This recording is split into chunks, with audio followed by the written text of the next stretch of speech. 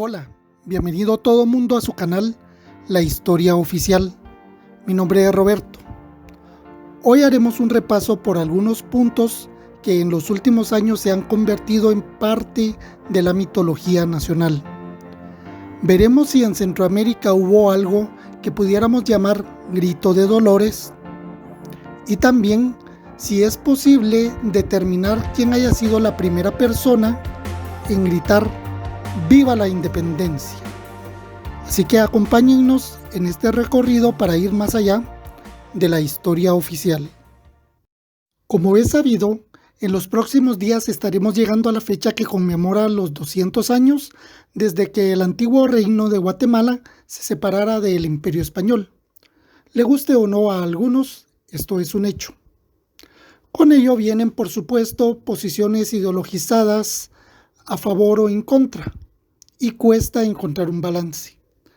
Así que hoy haremos un análisis eminentemente histórico y no ideológico. Vamos entonces.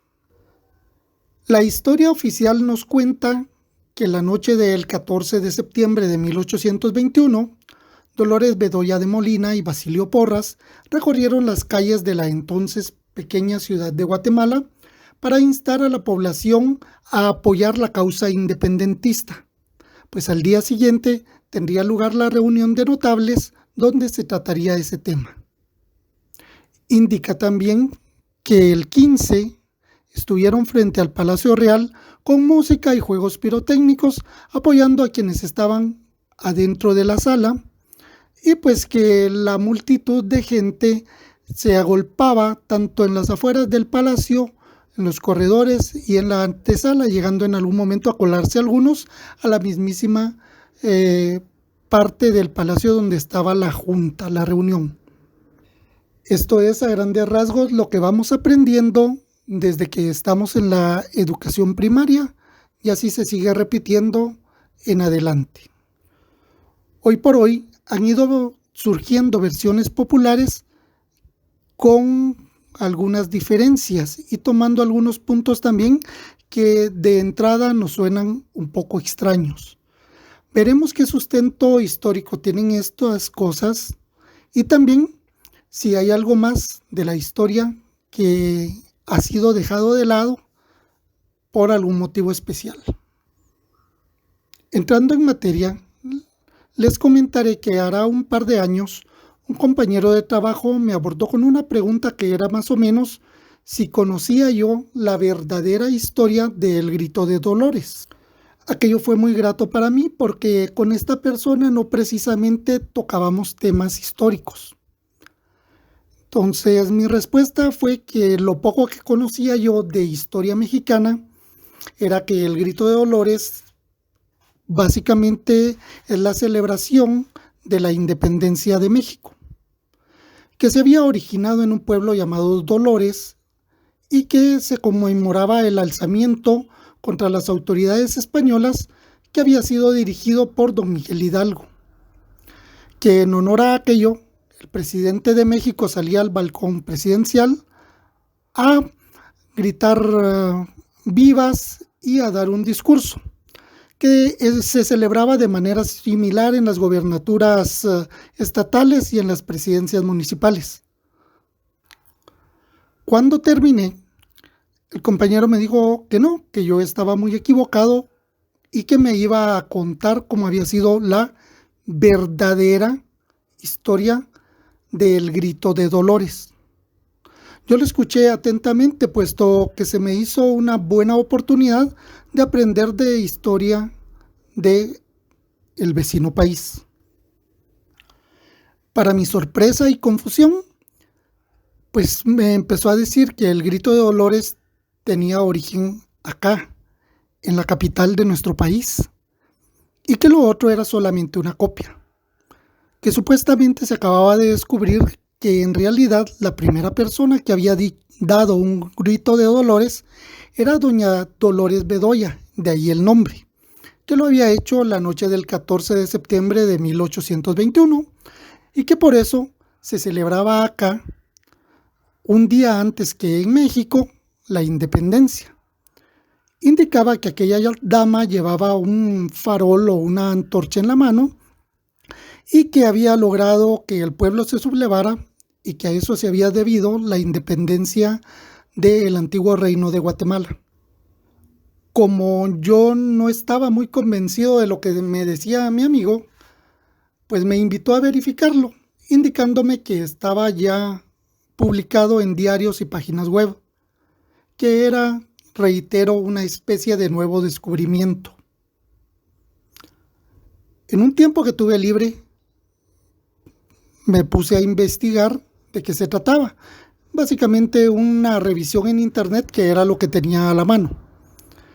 Y en efecto, en más de algún medio sensacionalista y en algunas páginas que no serían precisamente la primera fuente histórica en la que uno buscaría, estaba esta noticia. Palabras más, palabras menos. Algo que llamó poderosamente la atención fue que en ningún caso mencionaban alguna fuente confiable de donde surgieran estas versiones. En algunos casos situaban el recorrido en Antigua Guatemala y en otros en la ciudad de Escuintla, pero había algo más. Eliminaban de tajo a don Basilio Porras, solo mencionaban a la señora Bedoya. En una de estas páginas la regresaban a la ciudad de Guatemala, pero con el agregado de que no solo llevaba un farol en la mano, sino también que iba cabalgando. O sea, la persona que escribió eso realmente se voló la barda. Era para darle un premio Nobel de literatura, porque ninguna versión recoge tal cosa. Yo quise tomar en aquel tiempo lo que había leído como una especie tal vez de chisme o de humor patriotero, y realmente no le di mucha importancia. Hasta hace unos días que, buscando referencias de temas relacionados con la independencia, no precisamente con esto, pero del mismo tema, ¿no?, de la independencia, me topé con páginas web de instituciones del gobierno que habían publicado artículos sobre la independencia basándose en esta versión. Por supuesto, no llegaban a tanto como mencionar una supuesta cabalgata por las calles de la capital, pero sí era mucho lo que yo había leído hace unos años a sugerencia de mi amigo. Reiteraban el tema de un grito dado por Dolores y lo de que aquí se celebraba antes que en México la independencia porque ella había sido la primera. Realmente es preocupante que estas versiones con agregados sobre la oficial hayan llegado ya a estar en páginas oficiales, en páginas del gobierno, a las cuales es probable que más de alguna persona, especialmente estudiantes, recurran al hacer una búsqueda en relación a la independencia, como suelen dejarla los catedráticos en esta temporada. Y la gente pues no precisamente se pone a contrastar con fuentes originales lo que lee en internet. Simplemente se lo cree. Recordemos aquel caso tan sonado hace unos 2 años también, que en una pancarta de un desfile escolar, tratando de rendirle homenaje a Dolores Bedoya, colocaron una imagen de la pintora mexicana Frida Kahlo. Y ojo, eso ocurrió en un centro educativo, o sea, de revisión y supervisión por parte de los catedráticos, nada. Entonces, ¿qué pasa si lo encontramos en sitios web o publicaciones oficiales? La gente tiende a pensar que tiene un sustento histórico y se riega ese tipo de rumores. Ahora entraremos a hacer un análisis entre los hechos que ocurrieron en el pueblo de Dolores, en el estado de Hidalgo, en México, y lo que ocurriera en la ciudad de Guatemala, la noche del 14 y luego el 15 de septiembre de 1821. Pero antes nos gustaría que nos dejaras un comentario indicando cómo conmemoran la independencia en el país donde nos ves. Tratemos de dar un poquito de luz sobre lo que se le atribuye a ambos personajes, aclarando que no estamos a favor ni en contra de nadie. Veamos entonces. Don Miguel Hidalgo y Costilla lideró el primer movimiento independentista mexicano. Esto haría que unos meses después fuese capturado y fusilado. Por su parte, doña Dolores Bedoya no fue acá la lideresa, sino que fue una partícipe. Muy importante, pero solamente partícipe. Entre los líderes estaba su esposo y del lado de los liberales había otros, por supuesto, como Barrundia, etcétera. Y también del lado de los conservadores, toda la gente ligada a una parte del clero y a los Aycinena, que era el lado de los conservadores. Sobre la participación de don Miguel Hidalgo y Costilla en el movimiento allá en México, en el actual México, hay abundante información de la misma época sobre los hechos en los que él tuvo que ver. Respecto a doña Dolores Bedoya, escasea la información de la misma época donde se le mencione.